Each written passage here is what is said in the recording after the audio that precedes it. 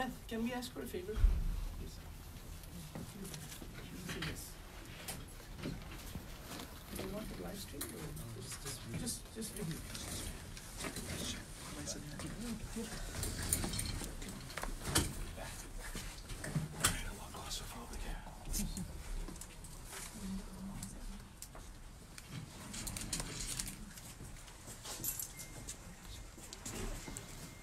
Okay, is everybody ready? We have cell phone. Try to turn it on.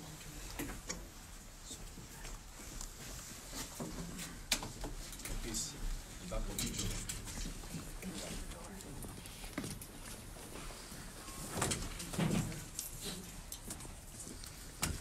All right, we'll get started. Are you guys ready? My name is Jaylani Hussein. I'm the Executive Director for the Council on American Islamic Relations, JAYLANIHUSSEIN. Today, I am gathered here with Muslim leaders, leaders from other faiths, who are here today to respond to the terrorist attack in New Zealand against the Muslim community. As we heard last night, the attack so far has killed over 49 people and many more who are injured. This attack is an attack on faith community, and an attack on any place of worship is an attack on all places of worship.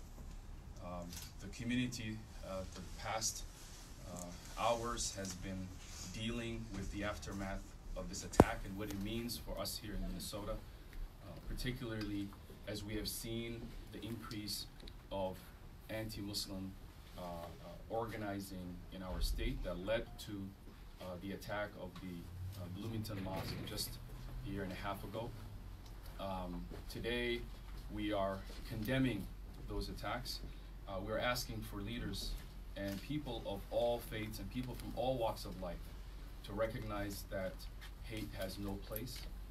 And these types of anti-Muslim, anti-Jew, anti-other faith traditions leads to these types of heinous crimes that today feel so real and so impactful across the world today. We stand with the New Zealand community who are also trying to make sense of this heinous attack. We here in Minnesota have asked for local authorities to stand up and actually protect the Muslim community, particularly this Friday, as the attack yesterday happened during the holy day for the Muslims and also during the Friday prayers time. Today we asked the police chiefs to provide extra patrol, and we've asked our community leaders to also spend some time in making sure there's more security and vigilance across our centers. However, we know and we say loud and clear today that hate will not win, and our community is resilient. We will be all going to our mosques, praying, and we know that our communities and our allies are with us, and we will not be deterred by these groups. We ask, and we've been asking not to share the video of this attacker. We also have now clearly see the rhetoric from President Trump and the impact that it has on individuals across this world who carry out attacks, as this attacker claimed supporting our president. These types of statements made by our president and others are part of the incitement that is happening today that leads to the deaths that we see across the world. So today I'm so honored to have so many faith leaders, and we have many people who will be making brief remarks. I will first of all want to mention that Islamophobia is a major challenge. In fact, later this month we will be hosting one of the largest conferences on challenging Islamophobia in the nation here, with experts from all over the United States addressing this issue. Last year we held this conference and we had over 250 people that attended. We believe Islamophobia can be addressed when we all take part and responsibility in understanding the threat and understanding ways that we can respond to this growing threat, which is a threat to all faith communities across With that said, I would like to now invite Imam Muhammad Umar, who is the director for the Dar al-Faruq Islamic Center, which was most recently founded. Hello, my name is Muhammad Umar, Mohamed Omar. I am the executive director of Dar al-Faruq Mosque. Our hearts and our prayer are with the 49 people who were killed in this terrorist attack in New Zealand. As many of you know, my mosque was bombed 2017 and was attacked by a white supremacist group who were radicalized by the same rhetoric that these guys who attacked the New Zealand mosque claiming that they believe. So this is Islamophobia in our state, and Islamophobia in the world right now is very real. As we're living in our faith day to day, we as a Muslims face in one way or another attacks, harassments, and sometimes violent attack from white supremacists and those who are hating against Muslims and all immigrants. So we must recognize that the threat of Islamophobia and white supremacy is real. Every Muslim experiences an implicit or explicit threat of violence as a Muslim simply for living our faith. We are harassed, threatened, intimidated, vilified, and sometimes attacked in an act of violence. This must end. We ask that every person of goodwill stand against Islamophobia and anti-Semitism and all ideologies of hatred and white supremacy. And as of right now, as we were dealing and we were the receiving end, there is no policy or law against white supremacy assigning them as a terrorist in the United States. There is no policy says that in our the act we had, the violence we received in 2017, when we asked the FBI and law enforcement, they said there is no policy that is assigning these people as a terrorist. So we all know if this doesn't go Muslim terrorist, if this doesn't go into the policies, into the law in this country, then no one can stop them unless we all recognize these attacks are terrorist attack, and these attacks from white supremacy coming from white nationalism. It's real to us and it's causing our lives. And thank you for the Now I'd like to invite Imam Asad. My apologies. I would just ask that people don't touch the table because it makes noises into the microphone, just so we can use your sound. Thank you so much. Good morning. I'm Imam Asad Zaman, ASADZAMAN, Executive Director of the Muslim American Society of Minnesota. On behalf of the Muslim community, I would like everybody to know that we are not going to be intimidated and harassed. We are going to lean into our faith. This attack will not succeed in pushing Muslims away from the mosques. Our Muslim community intends to participate fully in the Friday prayers of today, and going forward we intend to be proud of our Muslim identity. For our allies and friends, it is important for us to acknowledge that hate has consequences. Islamophobia kills. If this was not clear, it should be clear from yesterday. There are 49 people who have been murdered in cold blood, and there are more who are fighting for their lives right now as we speak. Islamophobia kills.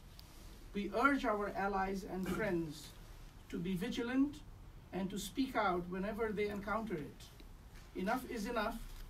We will no longer silently acquiesce as these things are said and done in our presence.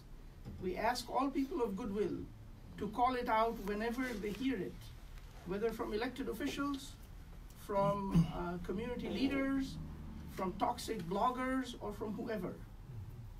It is important that we confront directly the ideology of white supremacy that is behind the Islamophobia, that is also fueling anti-Semitism, that has fueled xenophobia against our Latino brothers and sisters, and they all come down to this.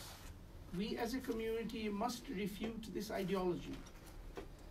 The Muslim community further calls for a task force to evaluate how Islamophobia works, how these people are radicalized, what are their networks, and what legal changes need to happen.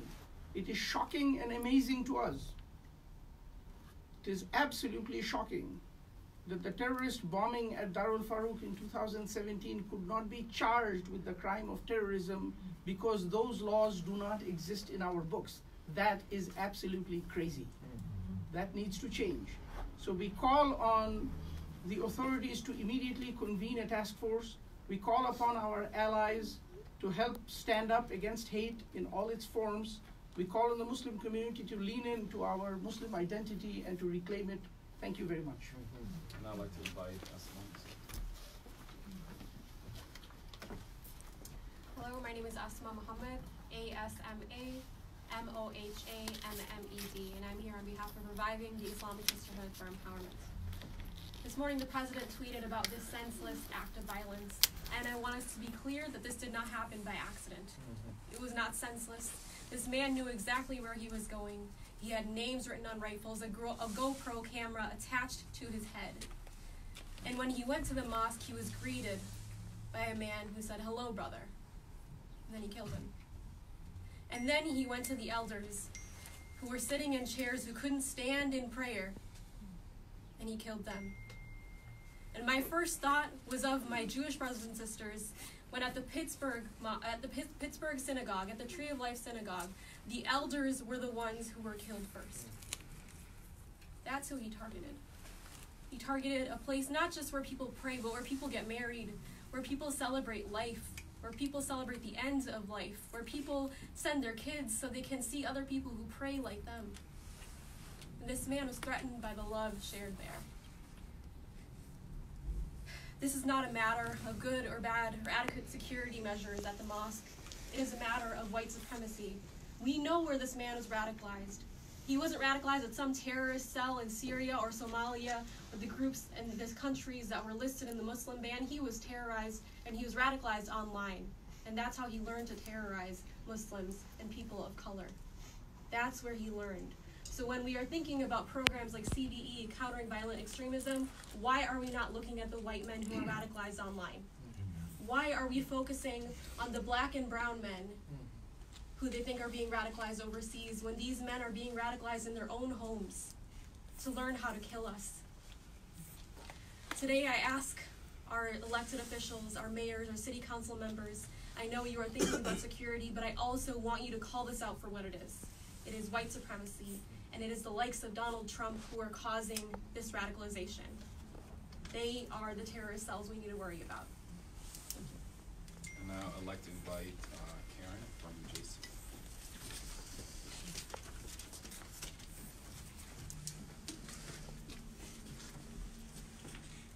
Hi, my name is Karen Mrotz, C-A-R-I-N-M-R-O-T-Z. I'm the Executive Director of Jewish Community Action. After the Tree of Life shooting in Pittsburgh this fall, the Muslim community immediately reached out, showed up, raised and donated money. There is no question that we would be here with you. I hate being here with you. And if you will not be intimidated from your faith, we will not be intimidated from solidarity with you. In the shooting at Tree of Life like this one in New Zealand last night, a white supremacist driven by hate waited for a holy moment to target people gathered in prayer.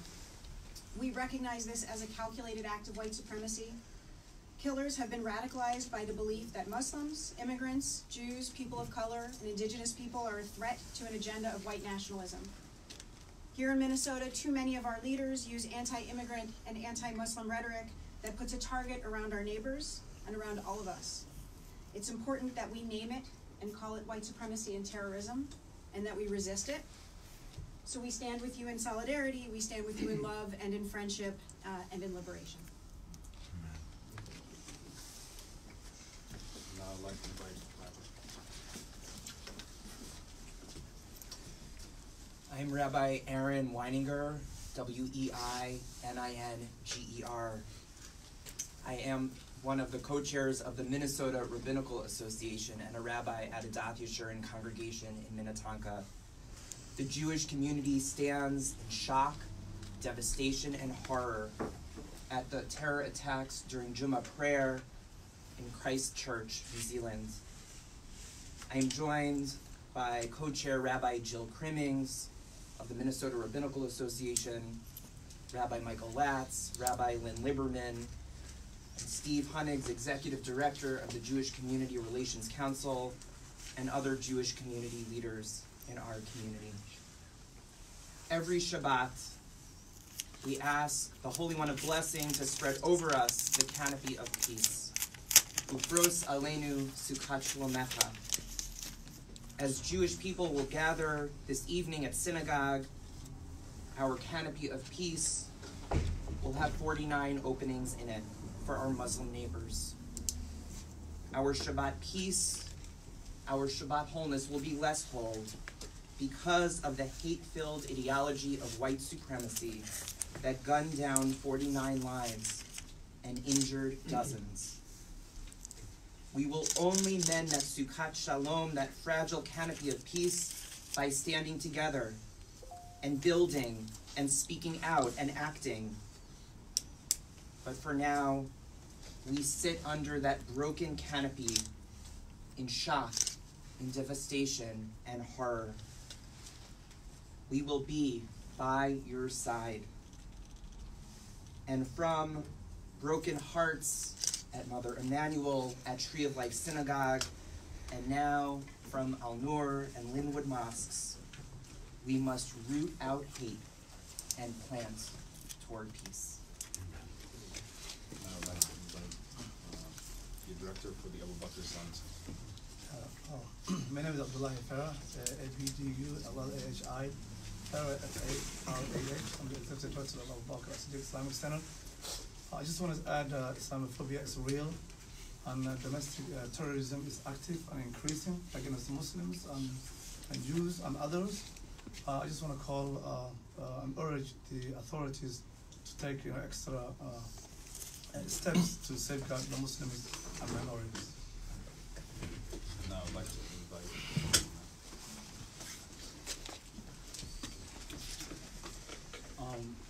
my name is Abdelghani Ali. I'm director of one of the mosques in South Minneapolis, Masjid Shafi'i, located 400 Avenue South, in the area of City Riverside.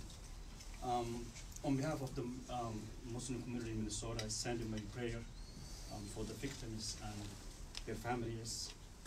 Terrorism from radical white supremacy is black in our society. But as always, the good people will unite to defeat it. We need to stop promoting anti-immigrants and instead work together for the betterment of society. I'm also thanking those people who came from other faith organizations like Jewish brothers and sisters and Christians who came here to support and also to stand our side, to send a sympathy and condolences to those people killed in New Zealand. Thank you very much. now let me invite Imam Hassan Jama, director of Ayana. Assalamu alaikum. My name is Imam Hassan Jama, Hassan. I'm the executive director of Islamic Association of North America, Ayana. It's a nationwide organization with over 30 mosques. And a leader with Muslim community of Isaiah.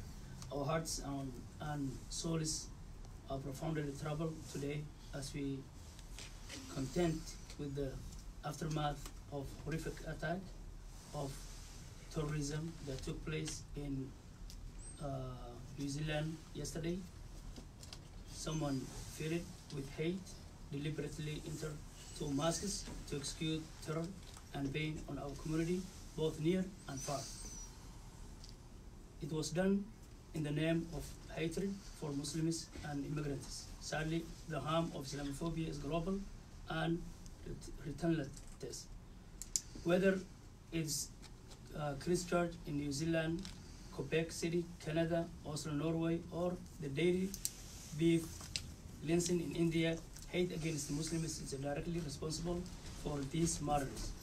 We strongly condemn them and we send our warmest condolences to the families of this terrorist attack.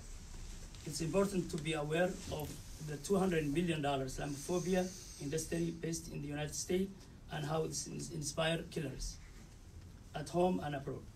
As we came to find out, both the 74-page manifesto of the Christian terrorist and the 1,500-page manifesto of Anders Breivik, the Norway killer who murdered 70 young people, are inspired by and quote Islamophobia in the USA. Only 2 days ago, we held a press conference at our state capital in Minnesota about the ways in which Muslim Minnesotans are directly harmed when politicians recklessly point finger, use dog whistles and perpetuate Islamophobia in our own state. Let us take seriously the consequence of blaming oppression entire community for political point or viewership rates. Islamophobia kills. It's a real and has real implications. Yesterday's murder of at least 49 people and another 5th injured is a pour of Islamophobia impact. We pray that Allah holds everyone harm close, gives the survivors and families comfort and peace, and welcomes the deceased into the paradise. We want to tell everyone in our community, be vigilant, but do not be afraid. We also pray that we all of humankind awaken to the wisdom that we must be accountable to what we say and do. Know the impact it has and relentless with what is required of us to eradicate Islamophobic words and deeds. We remain committed to be active and partner together with our neighbors and our allies to end Islamophobia and all forms of bigotry and xenophobia, both near and far. We are not supposed to be here today. It's a Friday. We're supposed to be at the mosque, yet I'm receiving as a national executive director a lot of phone calls. How's the mosque doing? What should we do? Can we go and pray today? Do we need a police? Can we hire armed security guard?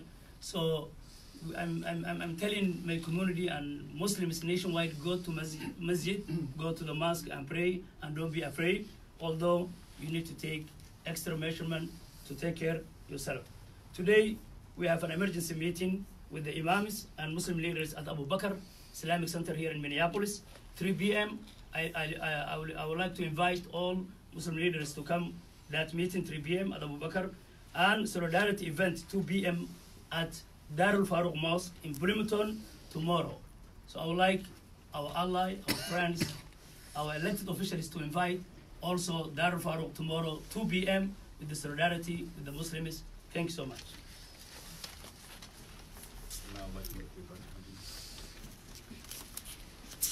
Hamdi al-Sawaf, Hamdi H-A-M-D-Y, al-Sawaf, E-L-S-A-W-A-F.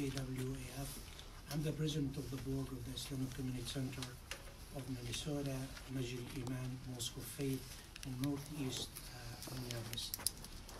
First, I would love to greet all of you with the greeting of Islam. Assalamu alaikum. Peace, mercy, and blessings of God with all of us, above all of us, with all of us. I'm not going to repeat what my friends and my colleagues and the imams and rabbis said, but I would like to emphasize one specific thing. No doubt, we have the fear, we have the sadness, we have the agony. Oh, please, eradicate all of these now and move to the positive part of it. The biggest sign for me that we are moving to the positive things, look at us in here together. Imams, rabbis, priests, pastors, media, I'm really thankful and grateful to all of you. And we'll never stop doing that. We'll be more united, no matter what's happening, no matter what's going on. We do not go and pursue our life with more threat, or more killing, or more terrorizing. No. When I came to this country back to 1980, there was no many mosques and Islamic center, maybe 2. Now we're having 75 mosques in Minnesota. We're having 125 non-profit Muslim organizations, and we'll keep going. We will never stop. Terrorist attack and terrifying us thought we will stop. We'll be leaving this country. We're here forever. We're staying in here, but we will be staying, keep in mind, united, not divided. No power or authority on the face of the earth would keep us disunited. I would like to share with you one little experience here. I was expecting a group of wonderful students from St. Thomas University, along with their professors, to visit our center today, early morning, 8 o'clock. Last night, after what happened, I thought this visit would be canceled. It never did. They came today along with their professors and their students coming to our center. I thought it would be kind of fear and agony and this and that. They came and they showed the support. And the students themselves say, we're here. No matter what, we're in support of you. Today, I'm expecting at our Friday congregation at 1 o'clock, another group of people to come. Assure me last night that the Minnehaha Academy, you know, you're aware of that when they had a gas explosion in their academy back to August of 2017. I thought they would cancel their visit today, but they said, no, we are coming. We are coming to show our support and our solidarity with you. This is the spirit we have, and this is the spirit we should live with, and this is the spirit we should keep going no matter what is going on, of acts of terrorism, terrorizing us, and doing whatever they are to do with the whatever. It never scared us. When it happened in Bloomington Mosque, when it happened to Pennsylvania, I said it out loud. Some people did not believe me. I said, this is not the end of it. Wait for the wars, and it's happening. Wait for more wars, but we're ready for it. We'll take care of it as long as we are together. If you look at the scene in here, as long as we are united. Thank you so much again. Media, pastors, priests, rabbis, everyone is support to us. Thank you. And then the last speaker. My name is Abdulrazak Diz, Abdirizak Diis. I'm the Executive Director of Astronomy Islamic Center, and I'm also a teacher at Press Academy. Today, we come here to condemn with the strongest words possible and to stand with our brothers and sisters in Christchurch, New Zealand. And this terrorist attack is not an attack on the Muslims, it's not an attack on the faith only, it's an attack on humanity. These people are killing us all, and we need to stand up together against those horrendous attacks and similar attacks that's going to happen tomorrow or in the future, and stand strong, united together as we are showing today. We have seen many horrendous attacks that many lives were killed, even more than 49 people. But we stood together in solidarity with the people and with the victims of those attacks. And today we stand with our brothers and sisters in New Zealand, and it's an attack on humanity, whether it's black, brown, white, or Latino. Wherever you come from, these people are killing us and are killing humanity. So we need to stand together and stop them forever. Thank you so much. And now we'll take a few questions. Anybody has any questions? Forgive me, I don't know who said it, but somebody, I think it was you, said something about convening a task force that you would like. Could you elaborate on how you envision that and who you would envision being on that task force, and what would you like them to do? Yeah, so we are calling for a task force that would bring forth people from law enforcement, elected officials, people impacted by the hate from the Muslim community, that would go forth and examine how Islamophobia works at an institutional level, to examine why there are not laws on the books that criminalize terrorism, domestic terrorism, to look into how we can have hate crimes legislation, to look into the Countering Violent Extremism program and the problems with it, and to examine how white supremacists are radicalized for Islamophobia or anti-Semitism or xenophobia or anti-black violence. We are also in conversation with our Jewish allies to have this be an expanded Islamophobia anti-Semitism task force. We have been speaking to multiple elected officials about convening such a task force. And this is something you've have asked for in the past, I know. We have been discussing, the conversations have been going on for a year now. A year, okay, thank you. Any other questions? All right, thank you. Have any of the imams come across people? I know you mentioned kind of taking phone calls, but just the position of people who maybe are uncomfortable with going, and how you're dealing with that and talking with people and having those conversations about people who maybe are a little bit hesitant to go today. I mean, it's difficult. It's very hard for when events of tragic events happening one after another. It's hard for us to cope and to bring our community, especially who, to begin with, feeling very fragile. As I said, they deal our faith, especially for our sisters, for our women. It's public. They wear hijab, and everywhere they go, they feel harassment or they feel somebody calling out something. So what we're doing is we trying to. I mean, first of all, we teach them and we educate them that this is not something that you go back to your faith, and you go back. First of all, you go back to your faith, and second, you don't accept fear because somebody is trying to scare you or terrorize you.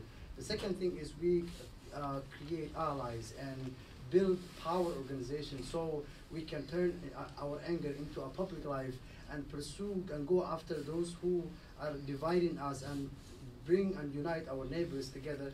And in that case, we created a Muslim Coalition of Isaiah, and we are doing many things so we can bring and show our youth, especially our sisters, our girls, that this is not something that we accept in it, and you don't need to accept it, and we stand strong when we build our neighbors and bring our community together, and that's how we're trying to. But it's new. I mean, nobody can answer how you deal with the pain. This is a pain, and this is what we're going through. When someone is videotaping how he is killing, and especially those who skipped maybe the first round, he came back and killing them again and making sure they all die. This is so painful for us even to explain, and this is what we live in, but we're trying hard to hold together. Thank you. I'm not really concerned about who's coming or who's not coming. Adults will come no matter what. Today is our Sabbath, is our Friday congregation. People will come. The major concern I do have is our children. Our children might decide not to go to school today, not to go to school next week, that they are scared to death when such a thing happens. In any community, Jewish community, Christian community, Muslim community, children are major concern for us. And even we cannot even explain to them what is going on, what is happening. When the teacher at school or their classmates and say, what is going on, what's happening? This is one of the most challenges we do have when we're dealing with that situation in here. Yeah, I would like to add that I received phone calls. Can you mind stepping over to the Yeah, actually, I will receive phone calls this morning nationwide, and the people they asking, can we go today? And especially the young one. And of course, the sisters, they cover their hair, they have hijab, and they are free to go today, even with the shopping. And why? Because it's clear message. It's a clear message. The terrorist attack in New Zealand, it's a Friday congregation. So the clear message is this is the time you can kill more, or you can damage more. Yet I would like to urge and invite all the Muslims and allies to be, not too afraid to come to masjid. And also we would like to take extra precaution. I would like to, we already sent a message to the centers to hire, security guards, armed security guard, and also we tell them to contact the local police. So the police, they can patrol. So I would like to send a message here in Minnesota, Minneapolis police, St. Paul police, Plymouth police, and any other city to take today patrolling the Islamic centers, all Minnesota, to give them comfort to the worshippers. At least they have somebody to watch them while they pray, while they cannot protect themselves. So that's, yes. I have a note about Muslim women as well. Yeah. That reach out. Yeah. Yep. So Muslim women have reached out to us and have said that some of them are afraid of going out in public today, and this has happened before. Many of us have been attacked because we wear the hijab. We are very publicly Muslim, and we are very much the public face of Islam. And we have had allies reach out, especially from the Jewish community, who have said they will literally walk with us if we want allies with us. So that's what's sticking with me. And if there are Muslim women who are watching, if you want an ally with you, I have some who are right here with us, and people who have expressed that they will stand with us in solidarity. Can I just ask about? She's asking follow-up question, I think. Oh, I just wanted to say, my name is Hannah Nazan Littman, and I'm a member of Shir Tikva Synagogue. Rabbi Latz is my rabbi. And after the Pittsburgh shooting, our prayer is on Friday night, and I wasn't able to make it, but I drove by, and there were allies standing outside with candles to protect. Instead of police for us, there were allies for us to keeping us safe, non-Jewish allies. And so I would just say it would be like such an honor to do that for you all, for prayer or for school or walk with you, whatever you want. I just think, please ask. Like, it would be an honor to do any sort of support from you. Thank you. Hi, I just have a follow-up on the task force question, because what I'm hearing is a lot of people are afraid to leave their homes, many people who live in our state.